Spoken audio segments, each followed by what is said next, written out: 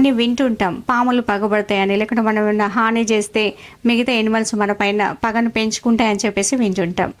అయితే ఒక జాన్ అనే రీసెర్చ్ స్కాలర్ ప్రొఫెసర్ ఎవరైతే ఉన్నారో యూనివర్సిటీ ఆఫ్ వాషింగ్టన్‌లో పనిచేస్తాడాయన. ఆయనే కాకులు పగబడతాయా అనే దాని మీద రీసెర్చ్ అయితే చేయడం జరిగింది. ఆయన ఏం చేశారంటే ఒక 7 కాకులను బంధించి వాటికి ఆహారాన్ని, నీళ్లను ఇచ్చాడు. ఇచ్చేటప్పుడు ఆయన ఫేస్‌కి ఒక మాస్క్‌ను ధరించాడు. కొద్ది రోజుల తర్వాత వాటిని ఎక్కడైతే తీసుకొచ్చిండో అక్కడనే వదిలేశాడనమాట. వదిలేసిన తర్వాత ఆయన రోజు వెళ్ళడం స్టార్ట్ చేశాడు. వెళ్ళేటప్పుడు ఆ మాస్క్‌ని పెట్టుకొని వెళ్ళాడు. ఈ 7 కాకులకి రెక్కలకి, వింగ్స్‌కి కలర్ వేశాడనమాట. ఎందుకంటే అది ఈయనకు తెలవడానికి ఆ 7 కాకులు అవే అని చెప్పేసి తెలవడానికి. అయితే ఈయన అక్కడికి వెళ్ళగానే అవి వచ్చి పొడవడము, వాటి స్నేహితులను కూడా తీసుకొచ్చి ఈయన పైన దాడి చేయడము, పొడవడము, కొద్ది దూరము